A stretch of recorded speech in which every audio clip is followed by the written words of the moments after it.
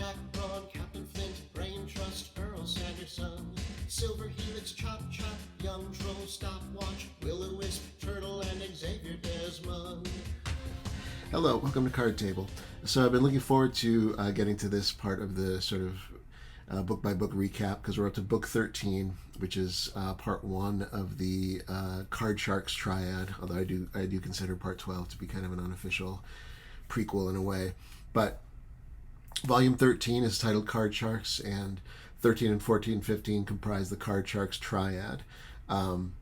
So I'll probably spend a couple of videos just on book 13, because it is one of my favorites. I guess briefly, my own background with the book was my friend John was the one buying them, and he would lend them to me, and I think 12 and 13 came out pretty close together. 12 was the last book to come out from Bantam Publishing, and then 13 was the first book to come from Baen.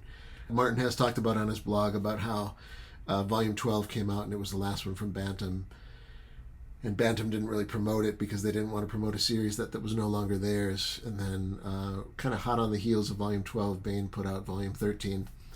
So that alone, given that sometimes there's kind of a large hiatus from one Wild Cards book to the next, I think if you were to look at the kind of the publishing chronology, you'd see sometimes they're real close together, but sometimes there's some significant gaps. So in this case, it was like just shocking that there was already another book so soon after number 12. All of a sudden we had volume 13, but then Baen gave the whole book a different dress. There was a different cover artist. It was painted covers instead of drawn, even though actually a lot of what's painted on the cover of volume 13 is somewhat inaccurate to the actual contents of the book. But just the new trade dress and the new sort of aesthetic of it all, to young, whatever, I was 15 years old at the time. 15-year-old me was like, whoa, we're at next level Wild Cards.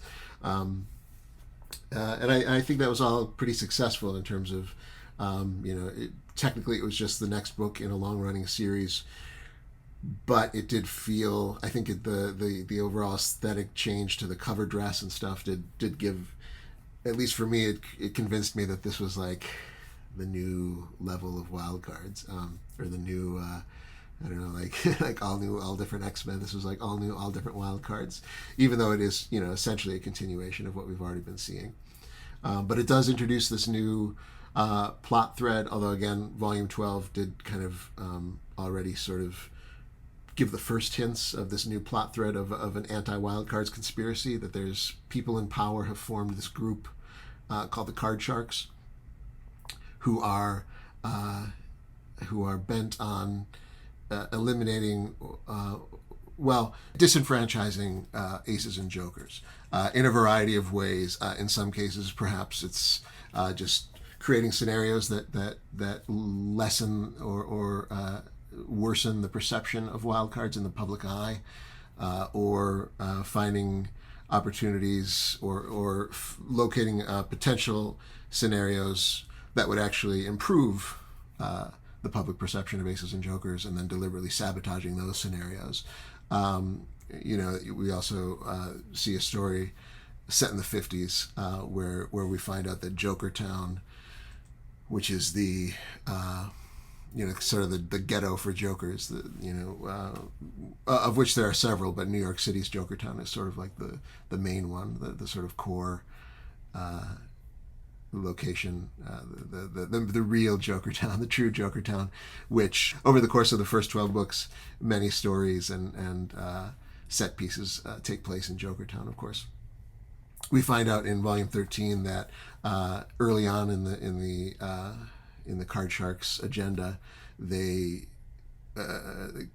several wealthy card sharks essentially created Jokertown, and by buying up a bunch of real estate on the Bowery,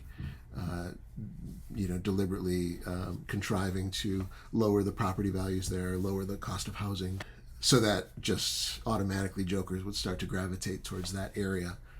And then once they had them all there, the plan was to burn it all down.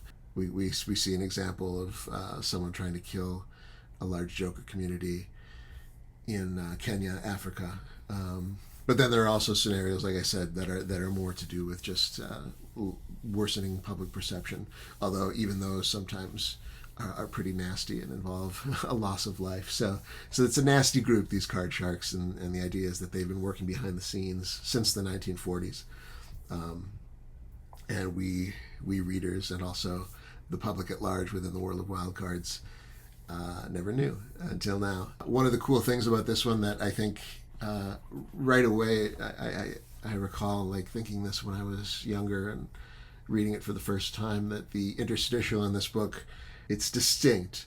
And this is one of the reasons why it wasn't just like the different artwork and the different logo. You know, there was a new logo that was different from the Bantam books that made it seem new. The interstitial felt like a new type of interstitial to my young and excited eyes. When you look at like the first volumes of the individual triads, so if you're looking at like volume 1, volume 4, and volume 8,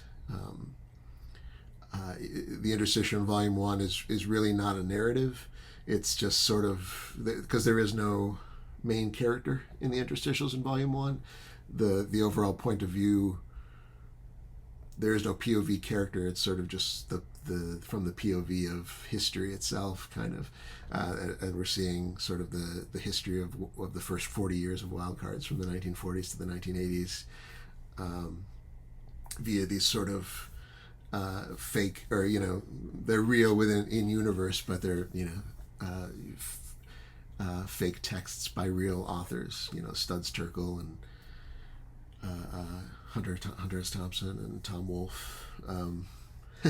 I read sidebar. I read an online review of Wild Cards where they didn't realize that the Tom Wolfe one interstitial was fake. They thought that Tom Wolfe had actually contributed to the first Wild Cards book,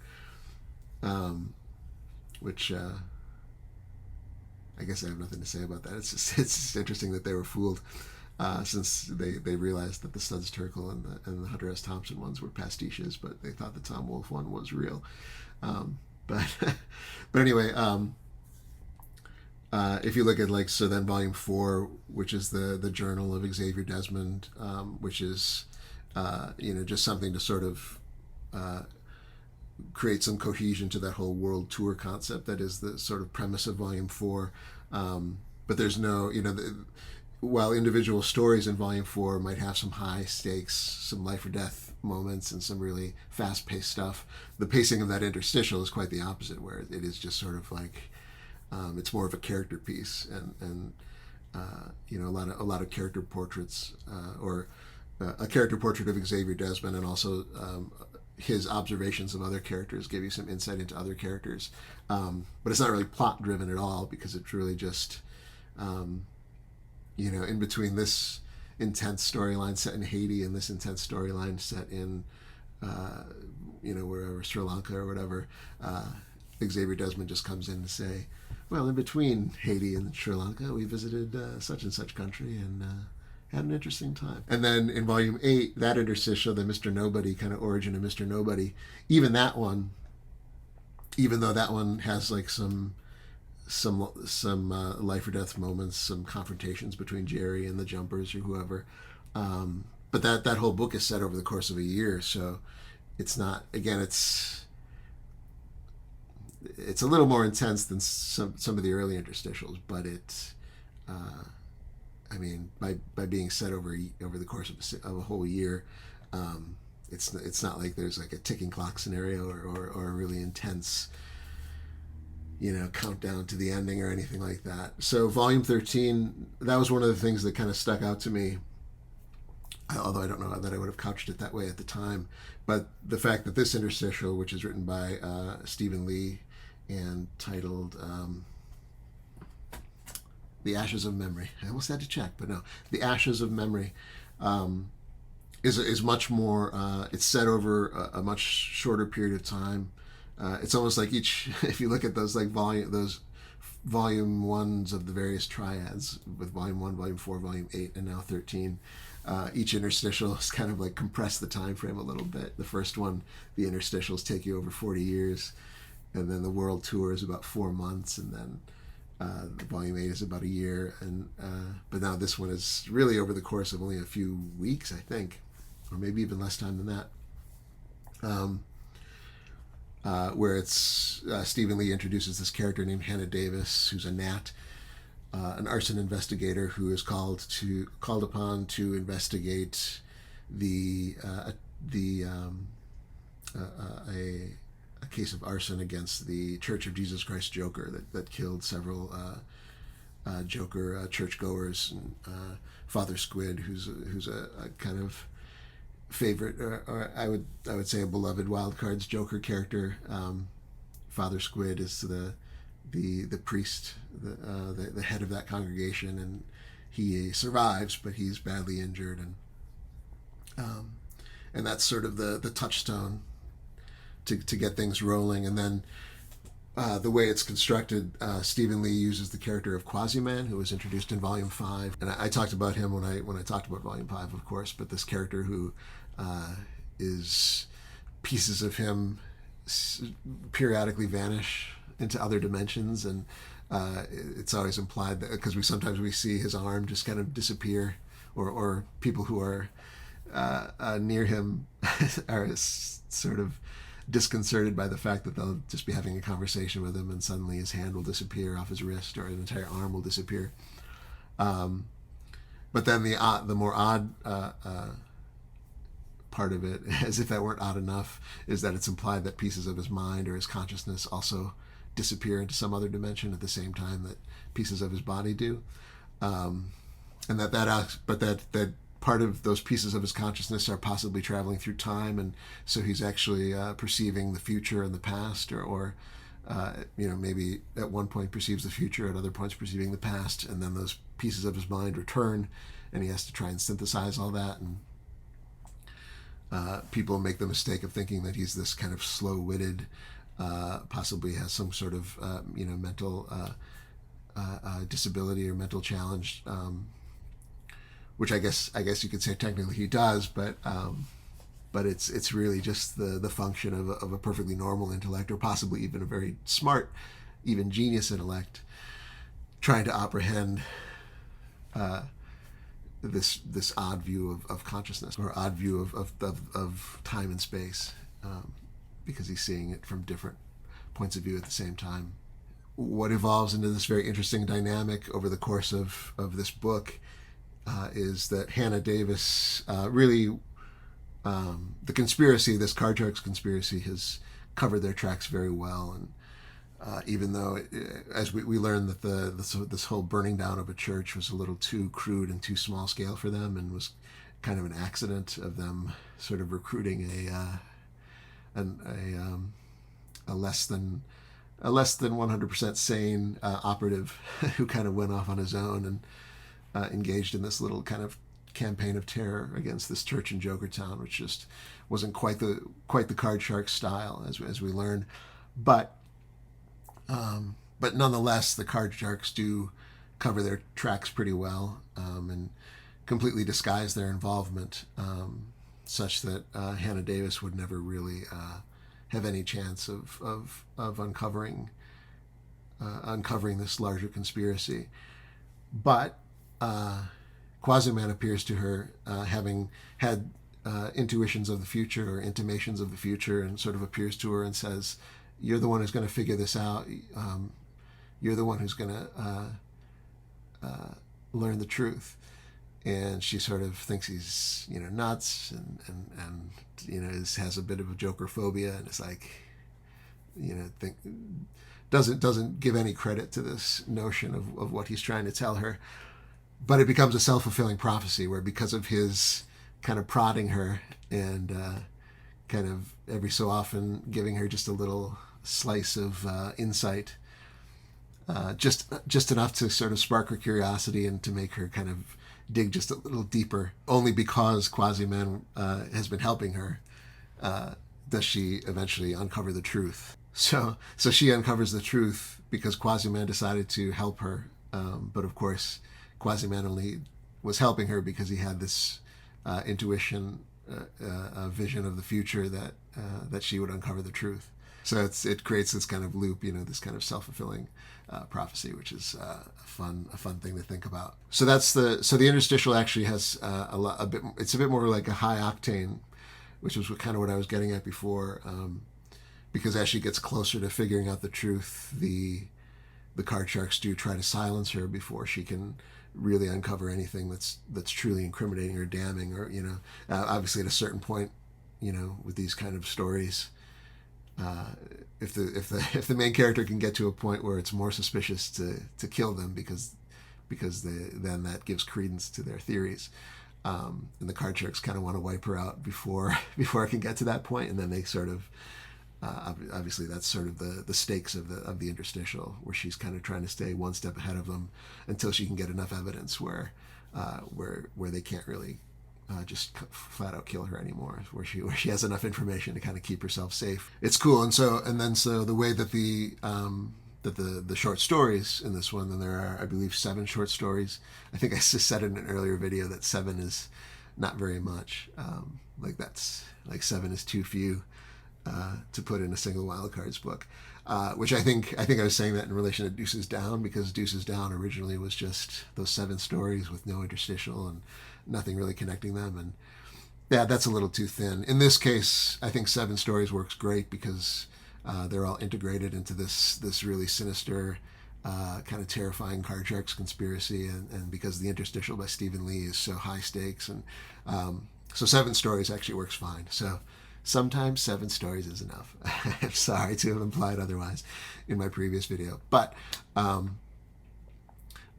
the way they're structured is that every short story in this book essentially is somebody telling a story. So they're mostly first person, past tense, because it's somebody saying, "Oh yeah, I remember it was 1955, and I was a teenager then," and they go on that way. And so another thing that made this book cool is that it was really the first one since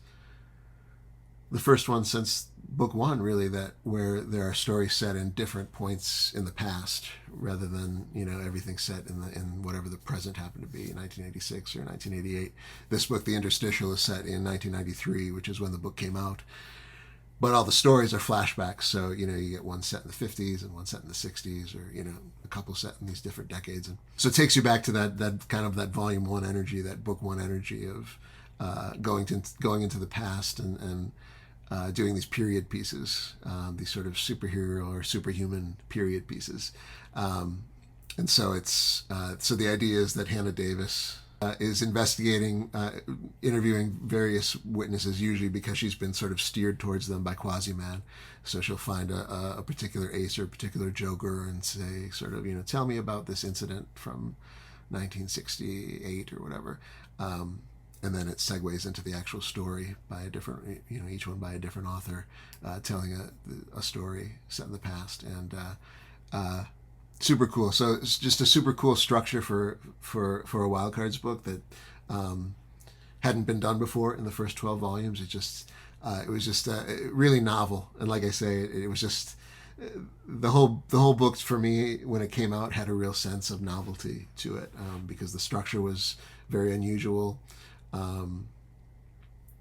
The way the interstitial wrapped around the stories was entirely different from how they had done it in the past.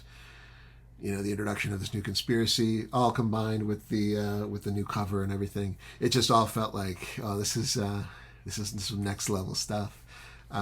So yeah, it definitely worked on me. It totally sold me that this was like a new level of intensity, and I think it still holds up. And the whole Card Sharks trilogy, and I'll end this video in a few moments here, and I'll go into the individual stories in a different video.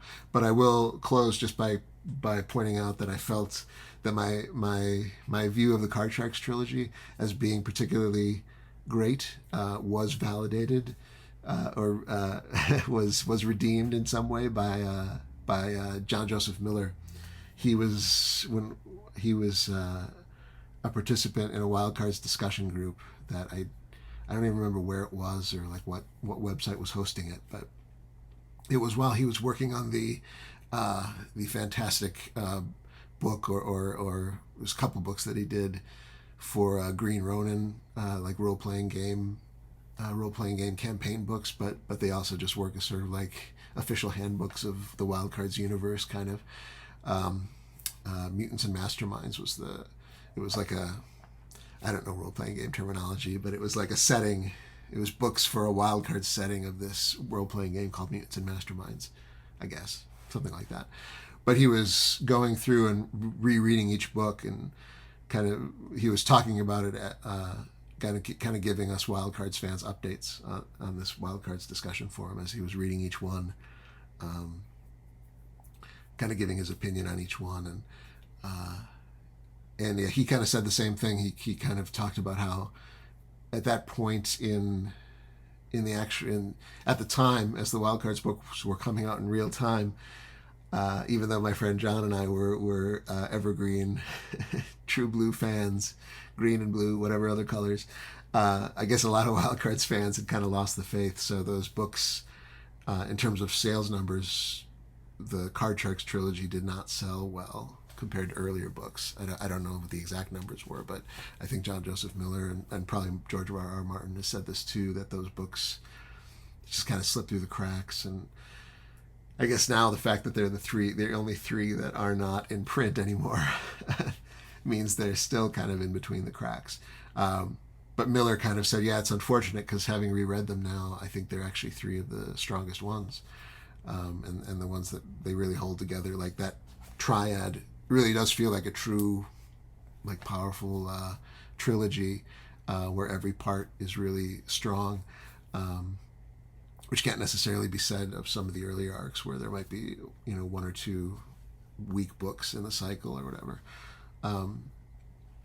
Or just that they're not quite as cohesive. I mean, like if you look at like the first three books, for example, they are, all three of them are very entertaining, but they don't necessarily feel like this sort of unified triad. They sort of feel like just the first three books in a saga, which nothing wrong with that, of course, but the Card Sharks trilogy really has this kind of unified feel to it, with each entry being really strong and really just laser focused. Anyway, all of which is to say, my opinion is that they are really strong. All three books are really strong, including this first one, Card Sharks Volume 13, which is just my opinion, but John Joseph Miller wrote the official handbook. He's one of the original authors, wrote more Wild Cards than just about anyone else, and he agrees with me. So my opinion is correct. That's all I'm going to say. So in summary, Wild Cards 13, excellent. The interstitial is awesome. And next time I'll go through and talk about those 7 individual stories. Because all 7 of them are pretty darn strong, I think. So looking forward to talking more about this book, because it's one of my favorites. So on that note, see you next time. So my honey and me go to a counselor to try and give our love back some sparks. He said, we'll get your love growing, but before we get going, may I highly recommend Card Sharks? I like to go out dancing. My baby loves a bunch of authors. Lately we've had some friction, cause my baby's hooked on shared world fiction.